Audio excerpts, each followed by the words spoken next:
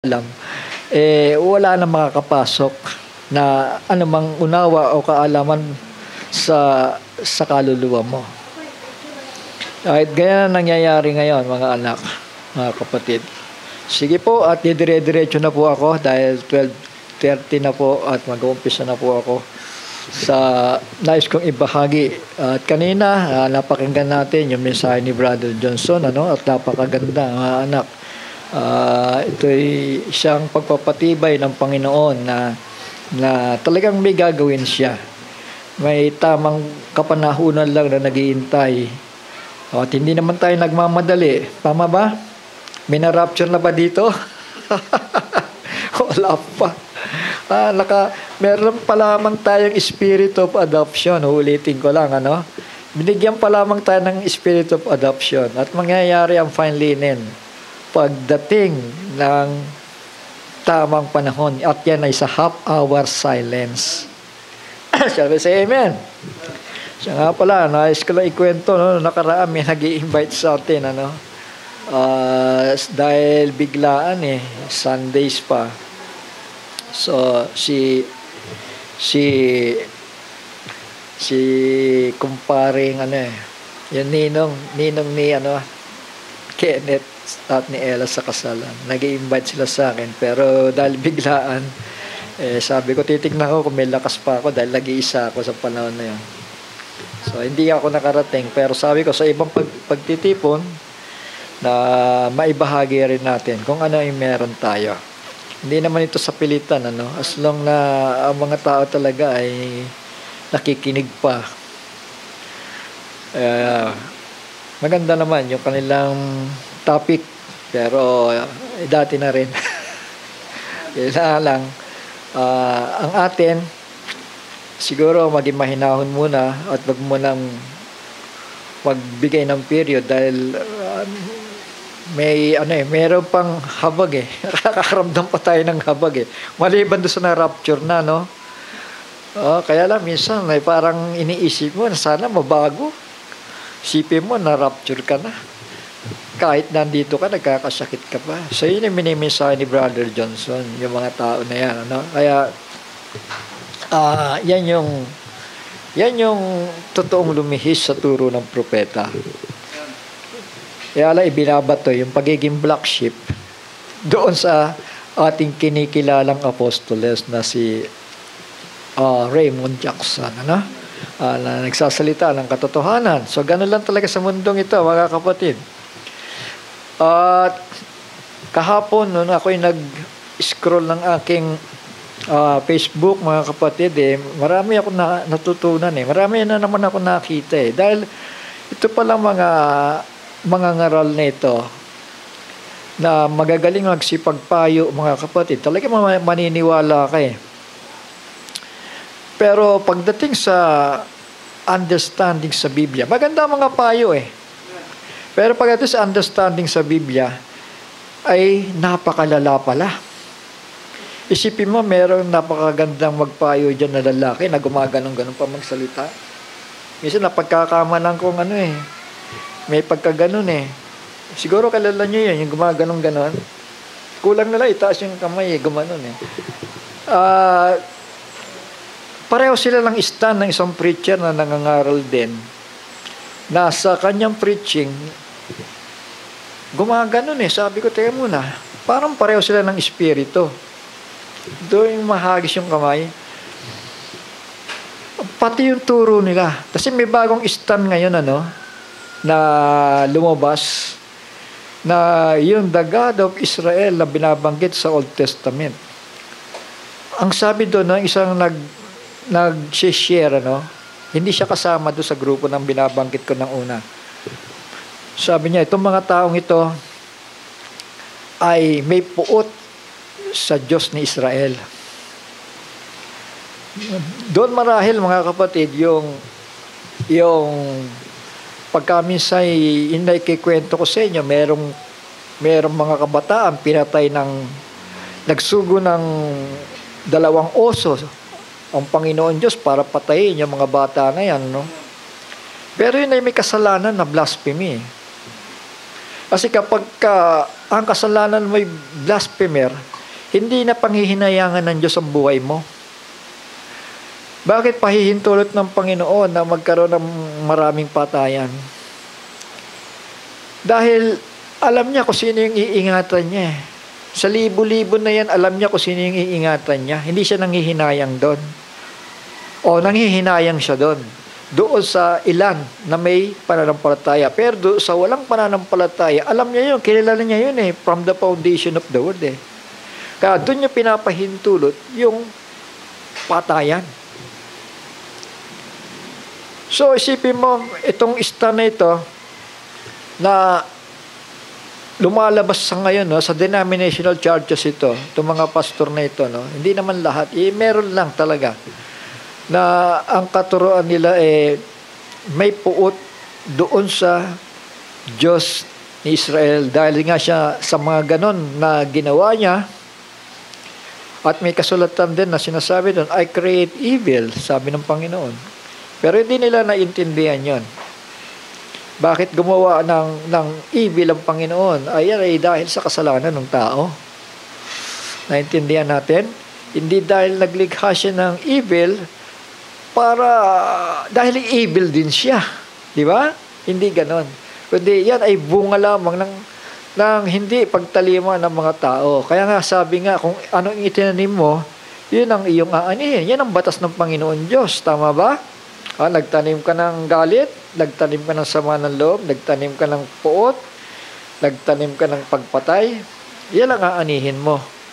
Pero kung nagtatanim ka ng mabuti at pilit na gumagawa ng mabuti, na bagaman sa iyong mga kahinaan ay sinikap mo, nakikita ng Panginoon yan, nababasa ng Panginoon yan. Ibig sabihin, ikaw po ay predestined to be sons and daughters of God. Ibig sabihin, itinatalaga ka na, nakatalaga ka na ng Panginoon. Kaya nga yung sinasabi ko, nagbabago ang buhay ng isang tao Maring ngayon, ikaw ay tumatalima, pero may pagkakataon sa buhay mo. Pag sumalang ka sa pagsubok at nasubukan ka, diyan makikita ngayon kung ano ang tunay na binhi meron ka. Sabi sa amen? Kung ang talagang hinahanap mo ay ang iyong tagapaglikha at ang iyong tagapagligtas, mahahayag yun sa buhay mo. Sabi sa amen? Mahahayag yon kapag sumalang ka sa pagsubok. At ganyan ang nangyayari sa mga pastor na ito ngayon, mga kapatid. Hindi nila maintindihan ng Biblia na kung kaya't gumagawa na sila ng kanilang sariling haka para pamaliin ang Diyos ni Israel. Amen? Hindi pa siguro ninyo na bubuklat yun, na encounter, no? Pero ako kahapon ko lang kasi nakita Sabi ko, dalawa na yung narinig ko na against sa mga tao na yun, na preacher din. Kapwa sila preacher. Pero nung tinignan ko, nung nangangaral na yung mga against doon sa nauna, lihis din. Brother Johnson. So, maging sino ba sa Tesla? Si Elon Musk. Kung titignan mo yung kanyang isinishare, parang maniniwala ka about the Illuminati, about the Antichrist. Parang maniniwala ka Pero may mga details sa buhay niya, mga kapatid, at sa mga sinasabi niya na para bagang ikino-commercialize niya lang yung pagparito ng Antikristo. But in reality, hindi naman siya mananampalataya sa salita ng Diyos. Amen? Gusto nila lang i-expose, may maghahari. Parang ini-intro na nila yung kanilang magiging hari, pinakikilala, ipinapahayag sa tao. Kung paano pinapahayag natin ang paghahari ng ating hari, sila din pinapahayag nila yung kanilang kasamaan. So, ganoon ang nakikita ko ngayon. Dahil maging yung mga mangangaral na mabubuting tao, kung titignan mo kapag sila'y nangangaral, pero pag hinukay-hukay mo na yung kanilang mga turo, ililihis ka na sa banal na salita. Isipin mo yan, nangangaral ng Biblia, nagpapakita ng mabuti, but later on, may puot pala sila sa Diyos ni Israel. May mga quotation sila. So, ganyan. Alam niyo, I create evil. Galing yan kay Galing yan kay Parnil na sinasabi nila, ang Diyos din daw ang gumawa ng kasamaan. Galing kay Parnil yan, Brother Johnson, ng end time. At na-accept naman ng mga taong ito.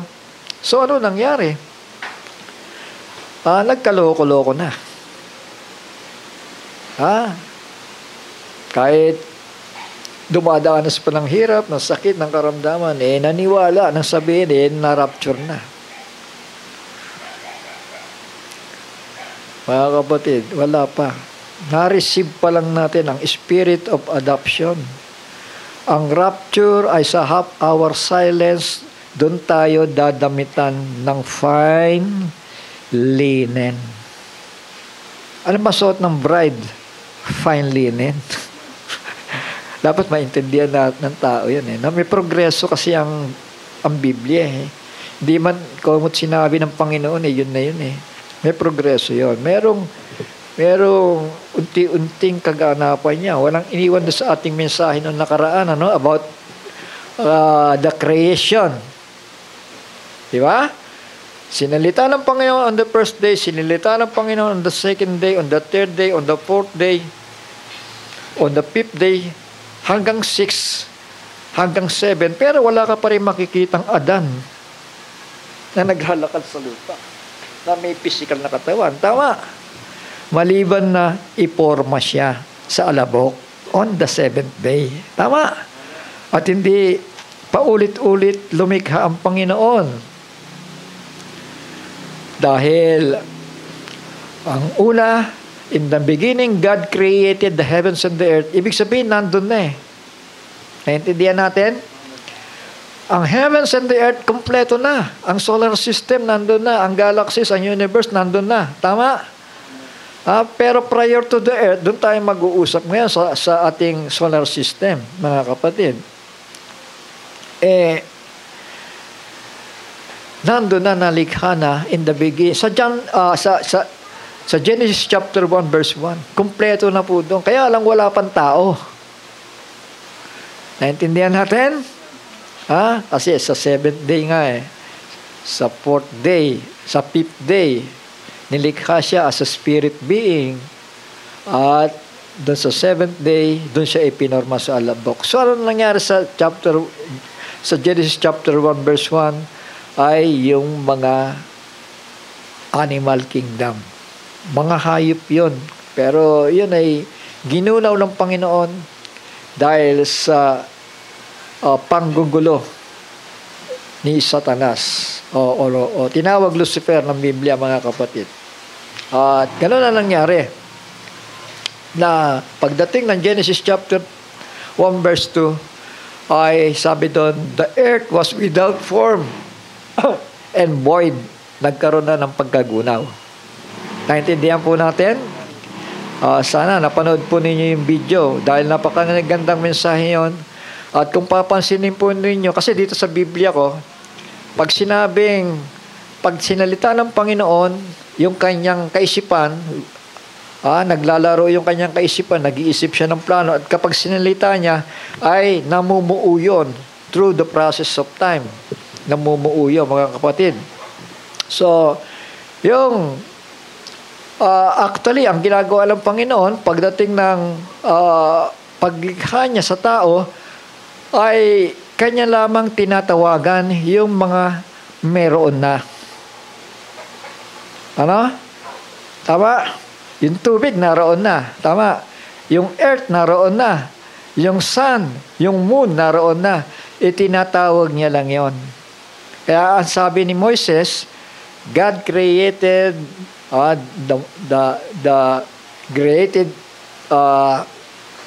the great lights and the lesser lights. He made the stars also. So, kwento na lang ni Moises yon. Kasi nangyari yon sa Genesis chapter 1 verse 1. Ngayon, kapag sinabi ng Panginoon, let there be, di ba? Ganun ang pagkakakwento ni Moises, di ba? Let there be. let there be. So yun ang creation. Pero yung the rest, kwento na lang ni Moises yun, na nakaraan na. Dapat maunawaan niyo para pag binasa niyo yung Biblia niyo, hindi kayo malilito na doble-doble ng sinasabi doon na God created life. Jadi sa sistema natin lalabas kung ilang araw yon. Pero isa lang ang araw para sa atin, tama? At isa rin ang buwan, tama? At yung buwan, yung earth, isa rin yon. At nag-recreate siya. Ibinalik niya sa dating sitwasyon, dating sabihin nating may tawag doon dating kalagayan, mga kapatid. Yung araw, yung buwan, yung earth, yung planetary alignment, ibinabalik niya lang yon. Mga anak, mga kapatid, binabalik lang sa dati, at doon sa 6th day, 7th day ay naglikha siya ng mga hayop at tao. Naintindihan natin? Hindi na yung malalaking hayop. Tama. Dahil sa verse 2 ay kanya pong ginunaw na, kaya nga ang lupa ay nababalutan ng tubig at ang Espiritu ng Panginoon ay sumasa ibabaw sa tubig. Ibig sabihin, nagyeyelo ang earth sa unang pagkagunaw na yan. At si Noah, wala siyang naisampa na dinosaur. Intindihan natin? Kundi ang naisampa lang ni Noah prior doon sa paglikha ng tao. At doon sa mga hayop na maliliit. Maliliit na lang yon. Yun ang naisampa ni Noah. Pinakamalaki, elepante yata, kung di ako nagkakamali. Baka meron pang mas malaki. So, sige po. At yun ang maaga pa naman, yun ay pinamagatan nating the beginning of creation. So, pupunta naman tayo doon sa paglaglag ng tao dahil sa kasalanan. So, nilikha siya in the image and likeness of God. Napakabuti, napakaganda, nakita ng Panginoon yon hanggang sa pagsubok, mga kapatid, at pag-aalinlangan ay nahulog po ang tao. So, may purpose ang Diyos sa bagay na yan para higit natin malaman ang kanyang kalooban. Dahil hindi siya bigo sa lahat ng kanyang ginawa, na bagaman nahulog ang tao, ang lahi ng tao at ng mga hayop, maging ang lupa, mga kapatid. Pero mahayag naman siya bilang dakilang tagapagtubos sa lahat ng nilikha. Shall we say amen?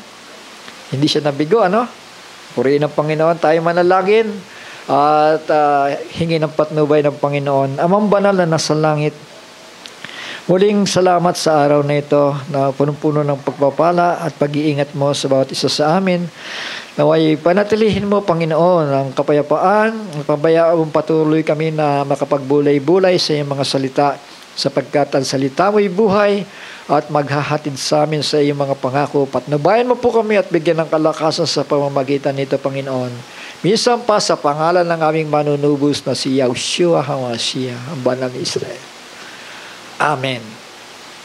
And amen. So, kailangan maingatan din natin ang ating sarili dahil bagaman ang mag-asawa,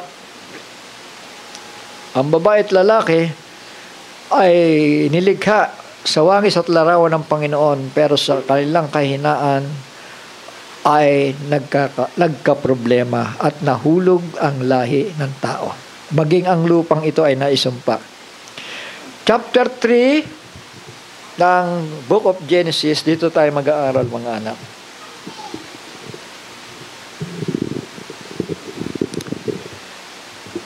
Basahin ko po. And the serpent was more crafty or subtle or wise than any beast of the field which Yahweh Elohim had made. And he said to the woman, so balikan ko lang, yung serpente po, hindi po si Lucifer ang tinutukoy, kundi yung literal na serpent. Tama? Si Lucifer yung spiritual serpent. Yan, para malinaw. The serpent was more crafty than any beast of the field which Yahweh Elohim had made. So nilikha rin siya. Tama? Amen? Kasama ng mga kalabaw, ng aso, ng pusa, at ng mga hayop, mga kapatid, ng giraffe, ng leon, bubait sila. Sama-sama sila doon. Pero itong serpent, ito yung pinakamatalino sa kanila. Sabi siya, amen? Ang pagkakasabi ng Biblia, tama?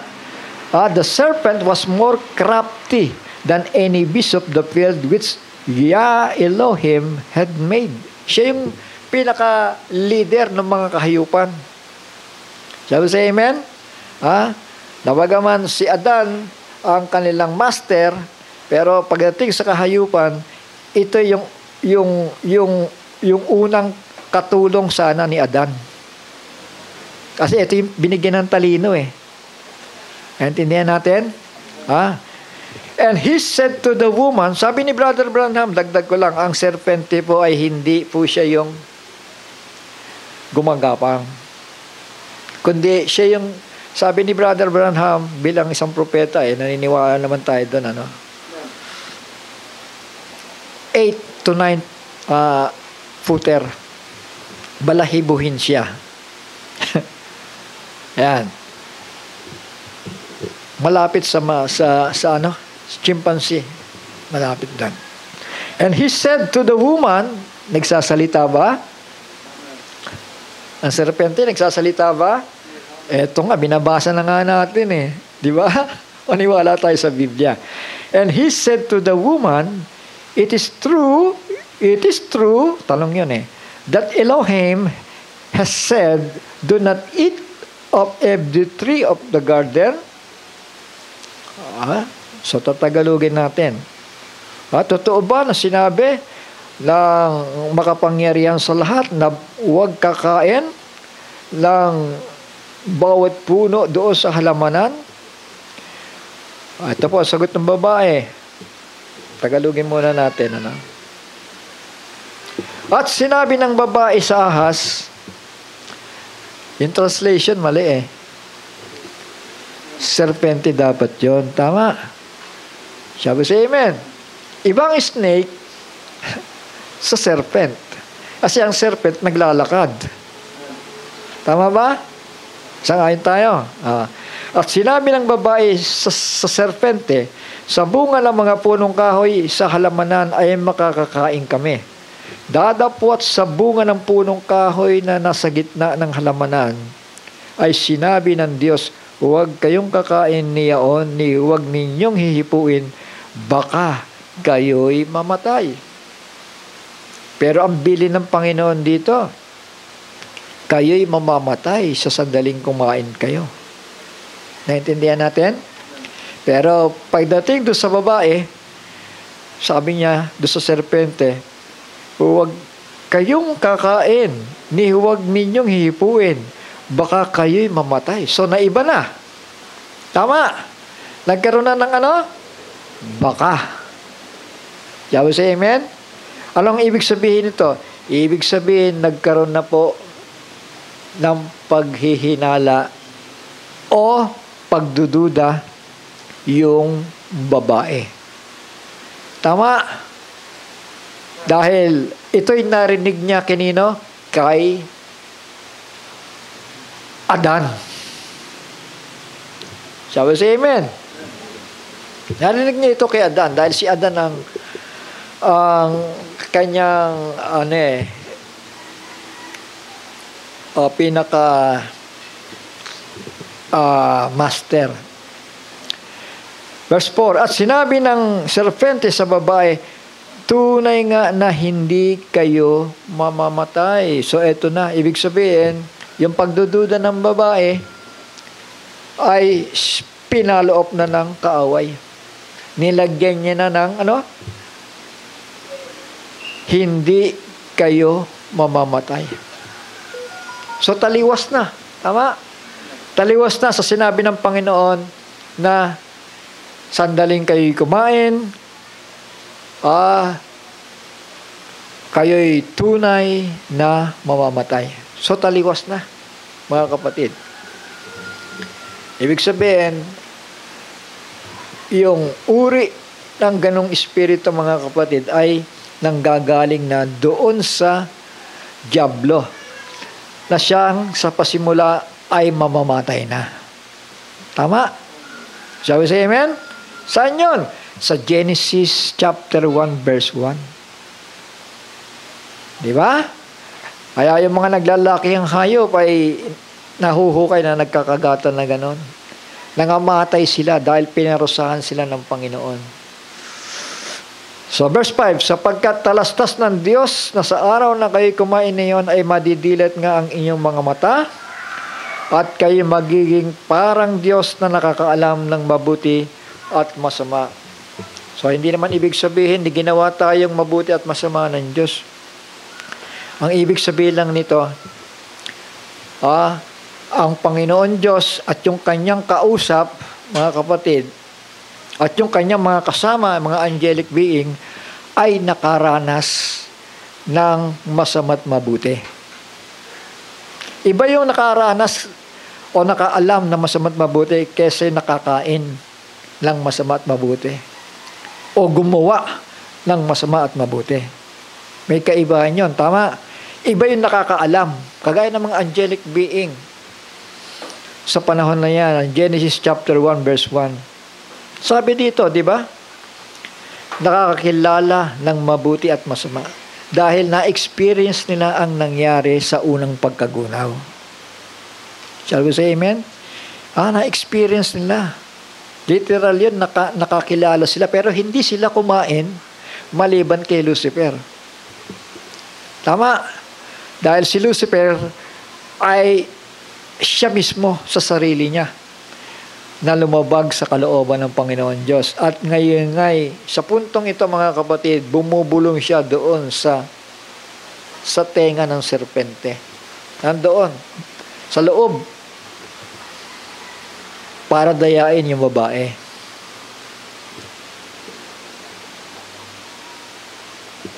Sabi sa amen.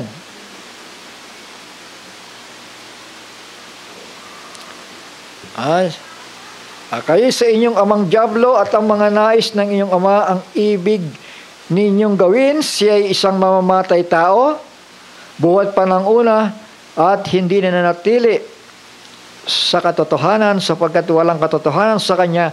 Pagka nagsasalita siya ng kasinungalingan, ay nagsasalita siya ng saganang kanya sapagkat siya ay isang sinungaling at ama nito. Ayun na mga kapatid, from the beginning at hanggang sa recreation ng Panginoon doon sa lupa mga kapatid, at naroon nga ang mga tao na inutusan magpakarami at magpaalanakin sa tamang motibo, sa tamang layunin.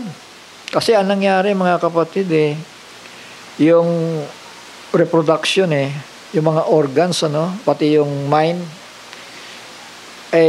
naiba yung mindset naging for pleasure na dapat based on the spoken word of God. Pag sinabi ko namang spoken word of God, base sa kanyang kautusan. Tama? Naintindihan natin? Kasi ibang mindset ng mga end-timer ngayon Brother Johnson. Pag sinabi kasing spoken word, kung ano yung sinabi ni Brother Branham, yun ang spoken word sa kanila. Pero sa atin, ang totoong spoken word, kung ano yung sinabi ng Panginoon. Tama? Ang kanyang utos, magpakarami kayo, magpaalanakin, base sa punong kahoy ng buhay. Tama? Hindi base sa pagkaalam ng masama at mabuti. Ibig sabihin, wrong motive. Wrong act. Wrong motive of reproducing sons and daughters. Maling motibo. For pleasure. Mga kapatid. So tuloy kang pagbasa sa verse 6. At nang makita ng babae na ang bunga ng punong kahoy ay mabuting kanin at nakalulugod sa mga mata, at kahoy na mananasa upang magpantas sa tao, ay pumitas siya ng bunga niyon at kinain, at binigyan din niya ang kanyang asawang kasama niya, at ito'y kumain. Ngayon, unawain natin ito, no? Kasi itong pangyayaring ito, may mahabang gap ito. May mahabang gap dahil kung nandoon si Adan sa presensya, sa time na yan mga kapatid, ay hindi magagawa ng babae dahil masasabihan siya at mai-remind sa kanya na mamamatay tayo. Mamamatay ka kapag ginawa mo yan. Naintindihan natin? Ibig sabihin, ang nag-uusap primero yung babae at yung serpente. Yung presence ni Adan doon, wala po doon, mga anak, mga kapatid. Dahil nang iporma ng Panginoon si Adan sa chapter 2, verse 7, kung di ako nagkamali, nang i-anyus sa lupa at pinangalanan ng mga hayop na nilikha ng Panginoon, ay hindi sumagi sa kanya ang anumang kasamaan, mga kapatid, dahil nalulungkot siya. Hindi sumagi yon kay Adan. Kaya nga sabi ng Panginoon, dumating ang panahon na sinabi ng Panginoon na hindi mabuti ang tao, ang lalaki na nag-iisa, kaya ginawan siya ng asawa. Saan kinuha yung kanyang asawa? Sa kanyang tadyang. Shall we say amen? Sa kanyang tadyang. So, meron na siyang kasama. Tama. At ito na nga ngayon, mga anak, mga kapatid, na sumasalang sa pagsubok. At nang makita ng babae na ang bunga ng punong kahoy ay mabuting kanin at nakalulugod sa mga mata, at kahoy na mananasa upang magpantas sa tao, ay pumitas siya ng bunga niyon at kinain, at binigyan din niya ang kanyang asawang kasama niya, at ito'y kumain. Natandaan natin,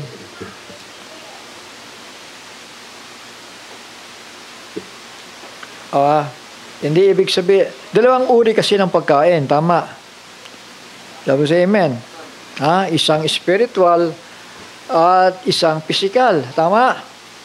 So ito nangyari dito, mga anak, may sinisimbolohan yung salitang pagkain.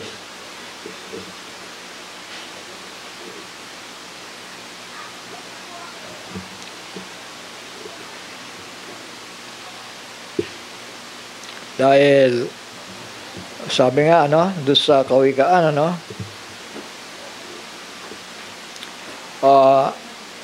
saka na yon. Nahanap ko yung versikulo. Ituloy lang natin muna, So ito, na makita ng babae na ang bunga ng punong kahoy ay mabuting kanin at nakalulugod sa mata, at kahoy na mananasa upang magpantas sa tao, ay pumitas siya ng bunga niyon at kinain, at binigyan din niya ang kanyang asawang kasama niya, at ito'y kumain. Sa verse 7, at nadilat ka po ang kanilang mga mata, at kanilang nakilala na sila'y mahubad, at sila'y tumahi ng mga dahon ng puno ng igos, at kanilang ginawang panapi. So dito mapansin po natin, mga anak, mga kapatid, nagkaroon na po ng mali siya ang babae at yung lalaki. Tama? Nagkaroon na ng mali siya.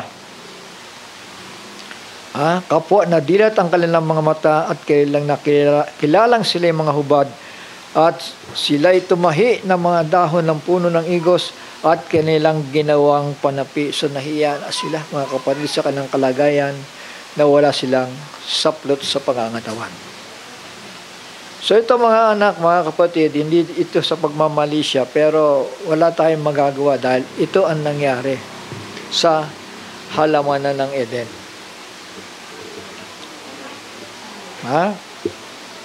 So ito, punta tayo sa 1 John chapter 2 verse 16.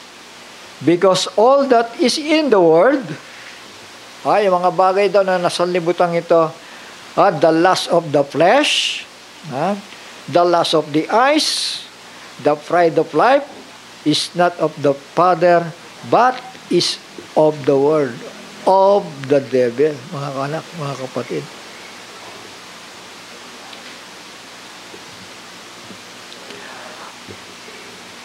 Ang pansabi, at ang sanlibutan ay lumilipas at ang masamang pita niyaon, dadapat ang gumagawa ng kalooban ng Diyos ay nananahan magpakailanman. Ano yan? Yung tree of life. Tama? Yun yung magpakailanman na mananatili. Pero yung good and evil, sabi nga, huwag kang kakain yan dahil tunay na kayo mamamatay. So doon nagkamali ang tao. Ang unang tao, mga anak.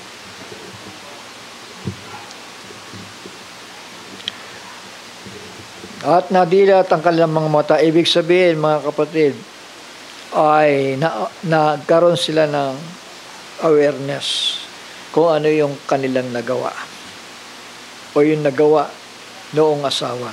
At kanilang nakilalang sila'y mga hubad at sila'y nagtumahi ng mga dahon ng puno ng igos at kanilang ginawang panapi. Pero nung una, di ba? Sabi sa Genesis chapter 2 verse 25, at sila'y kapwa-hubad, ang lalaki at ang kanyang asawa, at sila'y hindi nagkakahiyaan. Di ba? Sabi sa amen? Kasi banal nga ang plano ng Panginoon eh. Walang masagawa doon. Nang utusan sila doon sa spirit world, be fruitful and multiply and replenish the earth, and subdue. Mga laga kayo sa buong sangkalupaan. Banal yun eh. Walang masama po doon. Pag sinabi, pag inutos na be fruitful and multiply, walang masama po doon. Walang mali siya dahil ang plano talaga ng Panginoon, dumami pa ang kanyang wangis at ang kanyang larawan. Tama? At yun ay sa pamamagitan nino nung couple. Tama? Shall we say amen? Sa pamamagitan ng mag-asawa, kaya nga nilikha sila, nilikhain ng Panginoon Diyos, isang binhi lang yun eh. Tama? At yung isang binhi na yun, kinuha pa doon yung babae sa kanyang tadyang at ginawang asawa para sila rin mismo yung magmumultiply. Tama? Wala nang iba. Shall we say amen? Pero sa panahon ngayon ang daming lumalabas na turo, mga kapatid eh. Iba-iba na patungkol dyan sa mga bagay na yan. Saka na natin yan. Dahil dito muna tayo. Kailangan makita muna natin yung kaganapan sa bagay na ito, mga kapatid.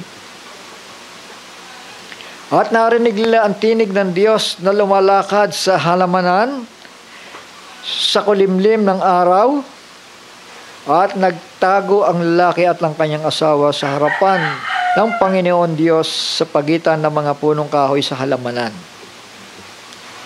So nagtago sila, natakot sila. Narinig nila yung tinig, lumalakad. Ibig sabihin, yung God na doon sa spirit world ay may kakayanan siyang mag-anyong tao. Tama? Sabi sa amen? Halimbawa, si Melchizedek, di ba? Sabi sa amen? May kakayahan siya na gawin yung bagay na yon, pero hindi na po nanatili yon dahil yun ay bumabalik sa espiritu. Tama? Dahil ang kaganapan na yon, the word was made flesh ay kay Kristo. Shall we say amen? Siya na po ang wangis at larawan ng Diyos na lumalakad sa lupa at kasama natin. Tama? Pero dito, sa panahon ng paglikha, mga kapatid, in the beginning, ay ang Logos pansamantala na nagkatawang tao at kinompronta po yung mag-asawa, mga kapatid. Rinig nila ang tinig ng Panginoon, at naglalakad po doon sa halamanan. At sila'y natakot at nagtago. At tinawag ng Panginoon Diyos ang lalaki at sa kanya sinabi, saan ka naroroon? At sinabi niya, Narinig ko ang iyong tinig sa halamanan at ako'y natakot sapagkat ako'y hubad at ako'y nagtago. At sinabi niya, sino nagsabi sa iyong ikaw ay hubad? Nakain mo ba? Nakakain ka ba ng bunga ng punong kahoy? Na iniutos ko sa iyong huwag mong kanin. So yun pala. Pinagbabawal pala talaga. Ha? At sinabi ng lalaki, ang babaeng ibinigay mong aking kasamahin ay siyang nagbigay sa akin ng bunga ng punong kahoy at aking kinain. Ibig sabihin nito mga anak, alam mo kung magsasama yung babae at lalaki, matuwid yun di ba? So anong nangyari? Bakit nadamay si Adan, mga anak? Dahil mayroong batas sa kautusan na ang Diyos din ang nagbigay na kapag ka ang sino man ay nagtaksil, pwedeng hiwalayan na niya at hindi na pakisamahan. May batas sa kautusan yon. Pero sabi ko nga, iba ang ginawa ng Panginoon iba ang ginawa ni Adan, ng unang Adan sa kanyang asawa. Na instead na ito'y kanyang hiwalayan, mga anak, ito po ay kanyang dinamayan. Type ni Kristo. Tama? Shall we say amen? Type ni Kristo. Second Adam. Yung pinag-uusapan natin ngayon ay first Adam. Si Kristo, dinamayan niya ang kanyang bride. Ayan, yung salitang bride, nandun, Brother Johnson. Yung kanyang asawa. Wife na nga actually. Yun, wife ni Adan. So, dinamayan niya. Ibig sabihin, patuloy niyang pinakisamahan, Brother Johnson. Hindi naman nagkasala si Adan doon dahil talagang asawa niya yun na ibinigay ng Panginoon tama? Hindi siya nagkasala doon. Ang naging kakulangan lang niya doon ay yung bagay na yon na kanya talagang dinamayan. Dahil sa kautusan, kapag may ganong kaganapan, ay inihihiwalay ng Panginoon Diyos. So bakit gagawa ng ganon ng kautusan ng Panginoon? Ibig sabihin, yun ang batas at batas niya sa lahi ng tao, mga kapatid. So dito, sa verse 12, at sinabi ng lalaki, ang babaeng ibinigay mo na aking kasamain ay siyang nagbigay sa akin ng bunga ng punong kahoy at aking kinain. Ibig sabihin nito, mga kapatid, nagkaroon na sa kanyang kaisipan na for pleasure purpose. Hindi na po doon para matupad ang kautusan na be fruitful and multiply. Kundi nagkaroon na po ng ibang motibo doon. At yun yung for pleasure. Di ba? Kaya nangyayari ngayon, makikita po natin ay maraming gumagawa nito, mga anak, mga kapatid, na pinagkakakitaan nila yung bagay na ito. For pleasure. Mali ang purpose, tama? Dahil ang purpose nito ay para sa mag-asawa lamang at ang layunin ay to be fruitful, to multiply, and to replenish the earth. Di ba? Ang ganda ng plano, di ba? Dahil gusto niya na magkaroon ng mga nilalang na magtataglay ng wangis at larawan ng ating tagapaglikha. Yun ang plano, yun ang purpose. Pero pansamantala na ano yon, na distract po ng kaaway yon, ano? Yung maninira, di ba? Naparito siya para pumatay, magnakaw, at sumira. Walang iba ang dyablo. Tuloy natin.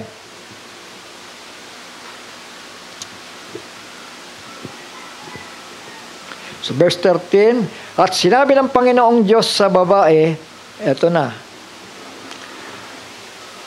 ano itong iyong ginawa? At sinabi ng babae, dinaya ako ng serpente at ako'y kumain. So, ibig sabihin, wala siyang kamalayan, mga kapatid. Yung serpente.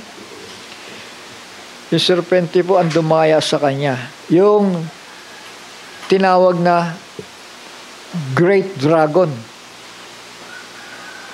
The Great Dragon.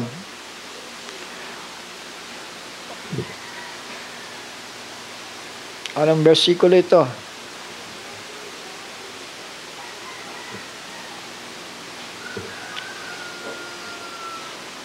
Ito po, sa Revelation chapter 20 verse 2, ano?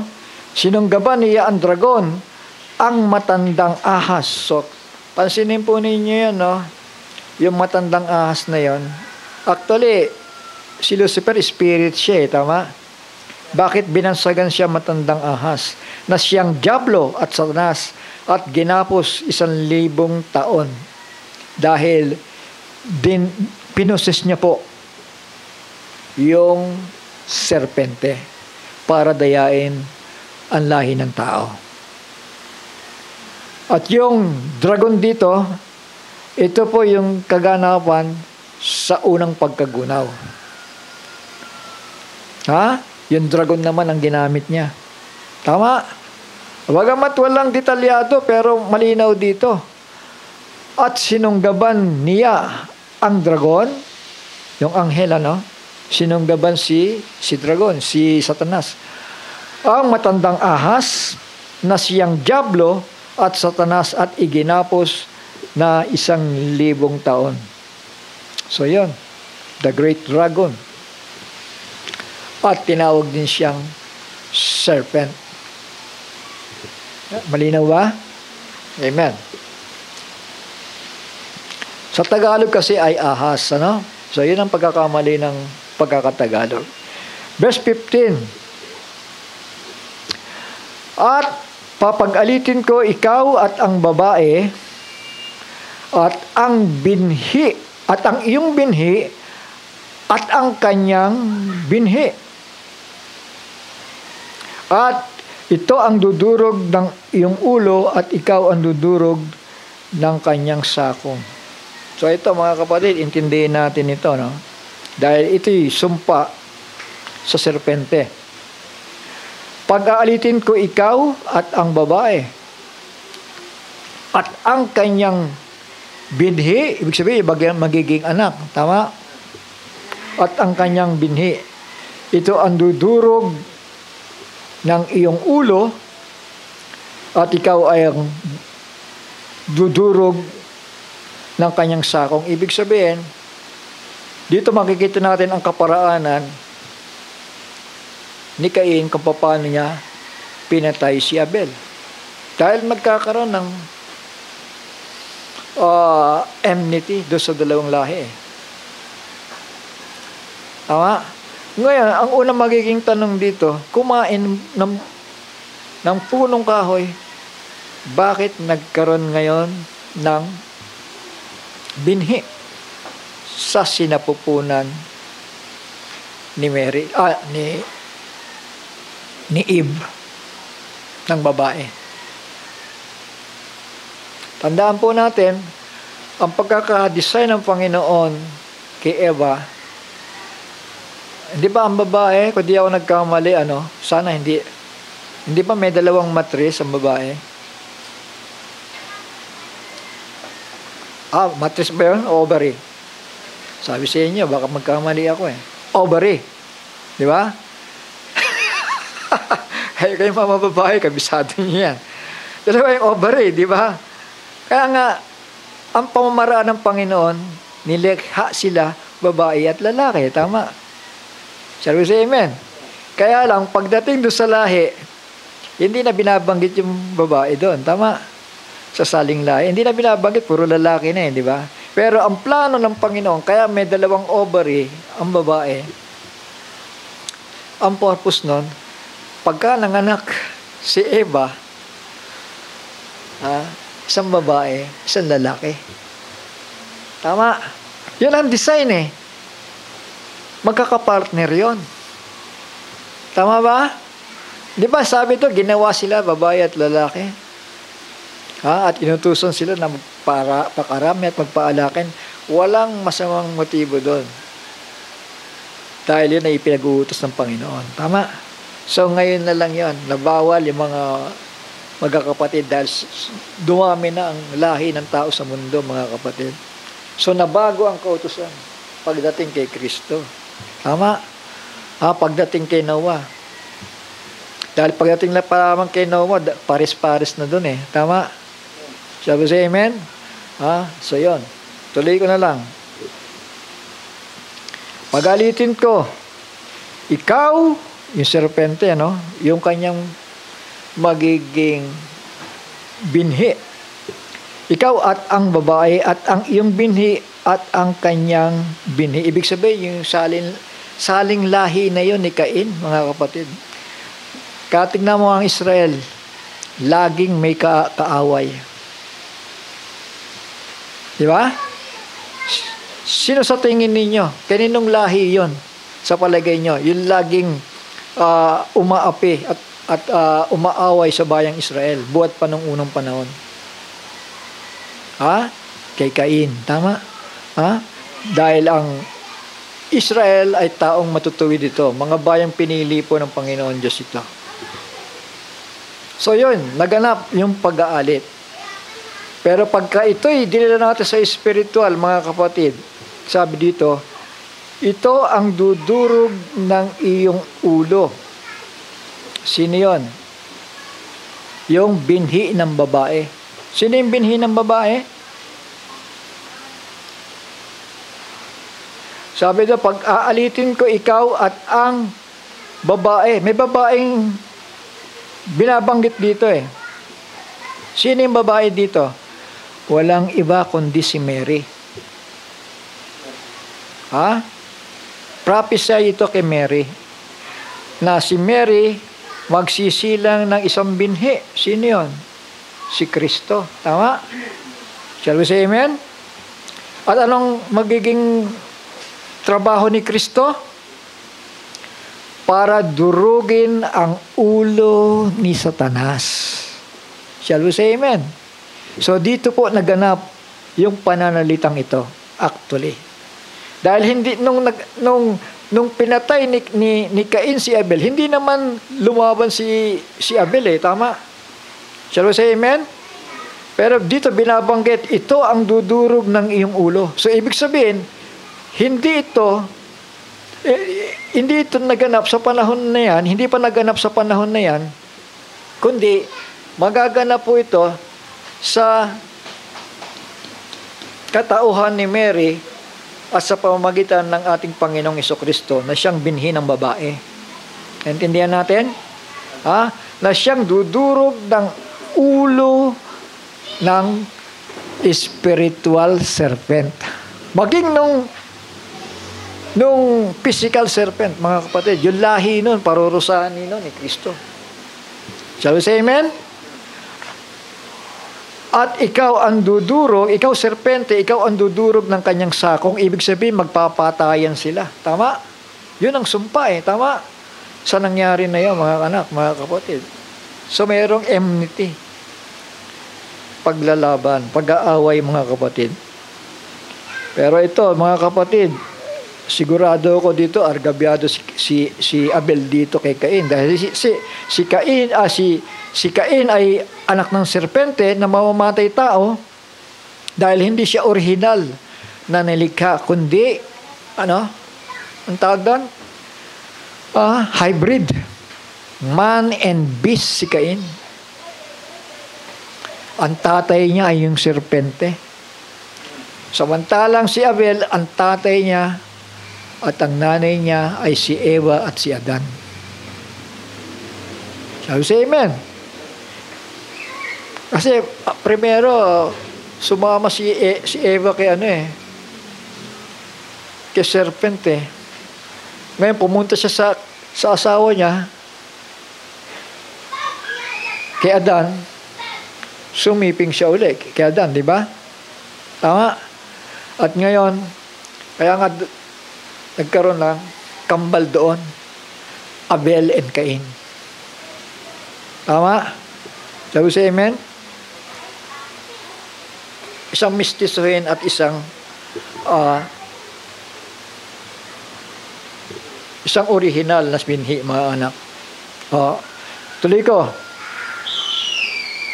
At sinabi niya sa babae, pararamihin kong lubha ang iyong kalumbayan. So, ito na yung sumpa sa babae ngayon. Yung serpente, sumpahin ka ng higit sa lahat ng hayop, at sa bawat ganid sa parang, ang iyong tiyan ang iyong ilalakad. Verse 14, yung serpente magmula noon, ay hindi na siya naglalakad, kundi ang pinanlalakad niya matapos siyang sumpain ay yung ng kanyang tiyan. Tama? Shall we say amen? Dati siyang upright, dati siyang naglalakad. Pero after na sinumpa siya ng Panginoon Diyos, doon nagsimula ng gumapang ang serpente. Tama? Yan ang sumpa sa kanya. Ang iyong tiyan ang ilalakad mo at alabok ang iyong kakanin sa lahat ng mga araw ng iyong buhay. So yun, hanggang eternidad yun, mga kapatid. Yung serpente nabuhay doon, gumagapang. Naniwala kayo? Tumagos pa siya sa eternidad, sa millennium. Hanggang eternidad yun.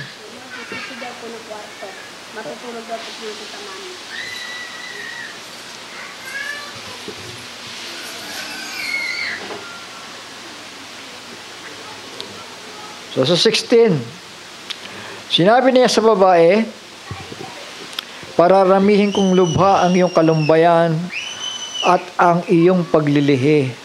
Ay, di ba totoo to? Tapos amen? Dati pala ay wala lang. Dahil yan ang plano, yan ang utos eh. Pero ngayon, pahihirapan na ang babae sa panganganak. Pati yung kalumbayan. Manganganak kang may kahirapan at sa iyong asawa ay papahinuhod ang iyong kalooban at siya'y papanginoon sa iyo. Kaya magmula nung nangyari ang mga bagay na yan, mga anak, ito ang bilin lagi ni Pablo, sa mga babae. Kasi papanginoon niya yung lalaki, yun ang bilin ng Panginoon, tama? Yun ang sumpa na igaganti sa kanya ng Panginoon. Sabi dito sa 1 Corinthians chapter 14 verse 34, ang mga babae ay magsitahimik. Ito binabagi sa iglesia pa. Sa mga iglesia, sapagkat sila'y walang kapahintulutang mga salita, kundi sila'y pasakop, gaya naman ng sinasabi ng kautusan. Ibig sabihin, wala talagang babaeng qualified para pagiging preacher sa pangangaral. Hindi pinapahintulot yon.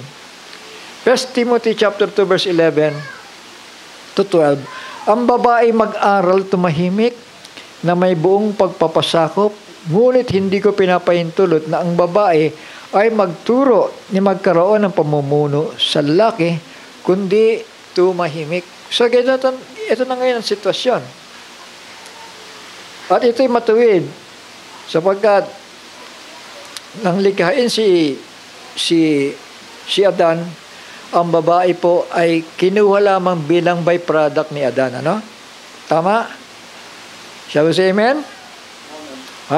Ibig sabihin, magpapailalim talaga siya. At ito'y ibinili ni Pablo na mas mahigpit. Magpakahinahon, magpakalinis, magpakasipag sa bahay, magagandang loob, pasakop sa kanilang asawa, upang huwag lapastanganin ang salita ng Diyos. 1 Timothy 2:5 naman yon. Okay, Peter. 1 Peter chapter 3 verse 6, na gaya ni Sarah na tumalima kay Abraham, na kanyang tinawag na Panginoon, na kayo ang mga anak niya ngayon. Ngayon yon. Kung magsigawa kayo ng mabuti at di kayo nangatakot sa anumang kasindakan. So, yun. Tinawag niyang Panginoon si Abraham bilang paggalang yun. Tama? Bilang lingkod ng Panginoon. So, ito. Sana tayo?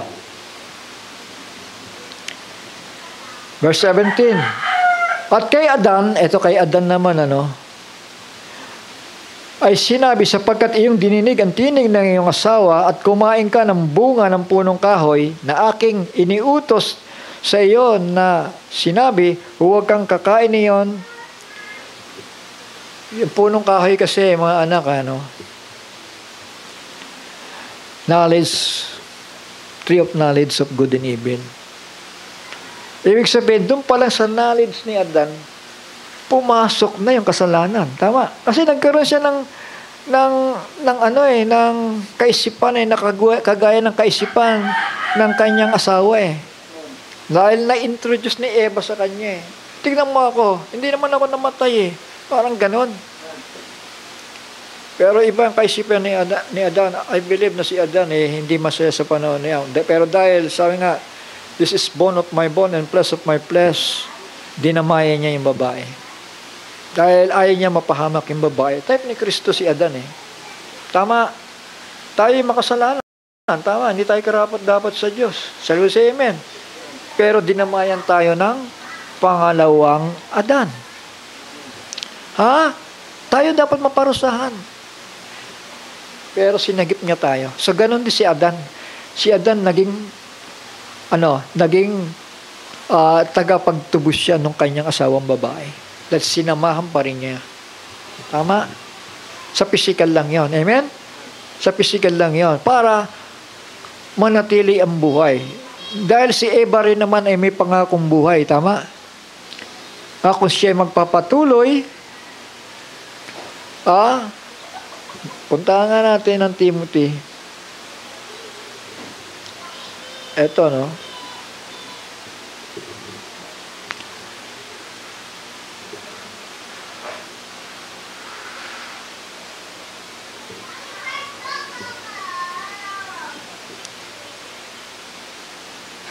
So, Timothy. Hindi ako nagkamali. Pero mas maganda mabuksan natin. 1 Timothy.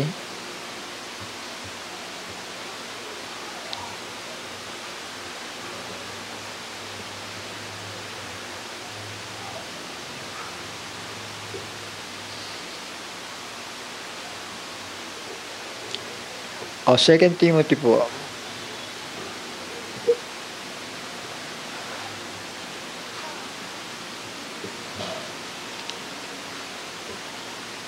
Ito ang dapat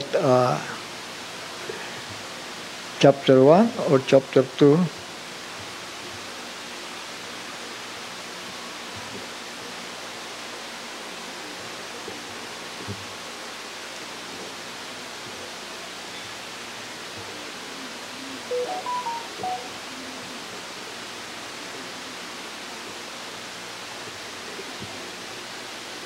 So ito 1 Timothy chapter 2 verse 11, let the woman learn in silence with all subjection. But I suffer that a woman to teach, nor to usurp authority over the man, but to be in silence. For Adam was first formed, then Eve. And Adam was not deceived. Malinaw ba to? Nadaya ba o hindi?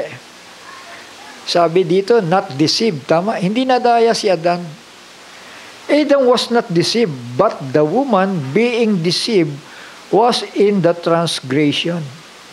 Notwithstanding, she shall be saved in childbearing. If they continue in faith, charity, holiness, and sobriety. Kung magpapatuloy sa pananampalataya, sa pag-ibig, kabanalan, na may kahinahunan ng pag-iisip. So, para sa babae, at para sa lahat na rin ito. Tama? Shall we say amen? Nadaya si Adan o hindi? Hindi siya nadaya. Anong ginawa niya? Dinamaya ng babae. Nalinaw yan, mga anak. Hindi naman niya pwedeng sabihin, sipain niyo yung babaeng gano'n. Umalis ka din sa harapan ko. Hindi gano'n Kasi ginawa siya in the image and likeness of God, tama? So nandun pa rin yung mercy. Nandun pa rin yung grace kay Adan. Tama po? Malinaw ba yun? Ha? Tingnan natin ito. At kay Adan ay sinabi, sapagkat iyong dininig ang tinig ng iyong asawa at kumain ka ng bunga ng punong kahoy na aking iniutos sa iyo na sinabi, huwag kang kakain niyon, sumpain ang lupa. Hindi sinumpa si Adan, ano? Ang sinumpa ay yung lupa, tama? Sumpain ang lupa dahil sa iyo. Kakain ka sa kanya sa pamamagitan ng iyong pagpapagal sa lahat ng mga araw na iyong buhay. So, yun ang sumpa para kay Adan. Yung lupa, hindi siya sinumpa physically. Tama? Ang sinumpa ay yung lupa na doon siya mag-aararo naman ngayon. Kasi yung kanyang helper, yung serpente, wala na naisumpa na rin Tama? Amen? Yung serpente sana na mag-uutos doon sa mga kalabaw, doon sa mga na matulungan yung master para makakain, wala Mga kapatid. Sa verse 18, at sisibol niyaon sa iyo ay mga tinik at mga dawag at kakain ka ng pananim sa parang. So yun. Sa pawis ng iyong mukha ay kakain ka ng tinapay hanggang sa ikaw ay mauwi sa lupa. So, meron pa rin kamatayan. Tama? Dahil naisumpa na yung lupa Hindi nga siya physically naisumpa, pero yung kinakain niya, may taglay na sumpa Tama? Sa pawis sa pawis ng iyong mukha ay kakain ka ng tinapay hanggang sa ikaw ay mauwi sa lupa, sapagkat yung sumpa ng kamatayan nandun. Sabi si Amen? Sapagkat diyan ka kinuha, sapagkat ikaw ay alabok at sa alabok ka uuwi. At tinawag na Eva ng lalaki ang kanyang asawa, sapagkat siya ang naging ina ng lahat ng mga nabubuhay. Lahat. Kasi naging yung beast na isalin sa lahi ng tao. Ecclesiastes, that they may know that they themselves are beasts. Yan ang pagkakasabi. At ginawa ng Panginoon Diyos si Adam at ang kanyang asawa ng mga kasuotang balat at sila'y dinamtan. At sinabi ng Panginoon Diyos, narito, ang tao ay naging parang sa atin na nakakilala lang mabuti at masama. Kasi na-aware sila kung ano yung naranasan ng mga angelic beings sa panahon na yan, ang unang pagkagunaw sa kasamaan ni Lucifer, nagkaroon sila ng knowledge doon, ng good, may knowledge sila ng good, galing sa Panginoon yon, at nagkaroon din sila ng knowledge of evil, na siyang akto na pagsuway ng kaaway. Kaya good and evil, hindi natin pwedeng pagsamahin yun sa buhay natin. Tama? Good, kung good. Amen? Sinabi ng Panginoon Diyos, narito ang tao ay naging parang sa atin na nakakilala ng mabuti at ng masama, at baka ngayon iunat ang kanyang kamay at pumitas naman ng bunga ng punong kahoy ng buhay at kumain at mabuhay magpakailanman. So, binawalan sila doon. Dahil talagang literally, kapag ka napasok muli nila yon, yung tree of life na yon, na saan namamahay ang Spirit ng Panginoon Diyos, literally, magkakaroon sila ng eternal life. Kaya ang ginawa para hindi na matupad yung eternal life para sa kanila. Sabi dito sa verse 23, kaya pinalayas ng Panginoon Diyos sa halamanan ng Eden upang kaniyang bukirin ang lupaing pinagkunan sa kanya. At pat itinaboy ang lalaki at inilagay sa silanganan ng halamanan ng Eden ang mga kerubim at ang isang nagniningas na tabak na umiikot upang ingatan ang daang patungo sa kahoy ng buhay. Inoplaymate sila doon. Sa tree of life na yon. At ngayon, mga kapatid, yung tree of knowledge of good and evil, nandito na. Sumalin na sa dugo ng tao. Shall we say amen? Kung si Adan at Eve, sa panahon na yan ay pure seed, pero later on, habang dumadami ang tao at nagkaroon ng intermingling, yung sons of God and daughters of men, doon na ngayon nanalaitay sa dugo ng lahi ni Noah ang dugo ng serpente. At hanggang ngayon, kaya tayo, meron tayong sa pagkatao natin, nandun yung good and evil yung masama't mabuti. Na-input na yon sa kaisipan ng tao, sa kaisipan natin. Maski doon, nananalaytay na yung binhi na yon. Kaya nga si Israel, may dalawang klaseng binhi ang isinisilang. May isang pinili at may isang itinakwil. Tulad ni Jacob at ni Esau. Sige po, sa susunod na lamang, napahaba ako, no? Pero, alam niyo, malalang maglililaw sa inyo ito, lalo na sa, ngayon pa lamang nakapakinig ng mensaheng ito, mga kapatid. Purihin ang Panginoon. Shall we say, praise the Lord? Magpasalamat nga tayo sandali. Amang banal na nasa langit, muli kami nagpapasalamat sa hapong ito, Panginoon, sa bagay na ito na yung binuksan sa aming harapan, lalo na sa mga baguhan na nakapakinig ng bagay nito. Ama, dalangin namin ang iyong patuloy na pagpapahayag sa kanila sa mga bagay na ito na inilihim buhat po ng una, sapagkat ito ay magiging susi ng kapahayagan sa bawat isa sa amin. Naghihintay sa iyong pagbabalik. At minsan pa, salamat sa lahat ng ito sa pangalan ni Yahushua HaMashiach. Salamat po. Amen. At amen.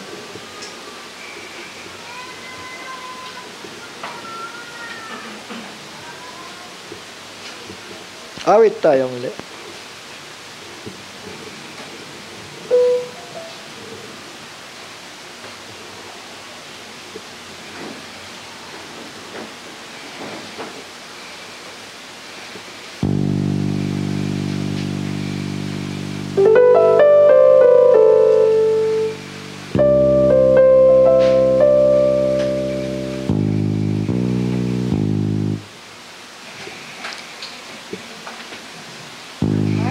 The blood.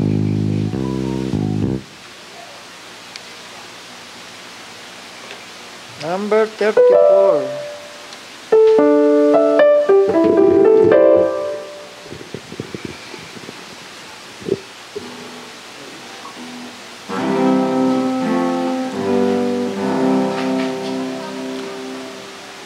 Praise the Lord. God bless you, sister.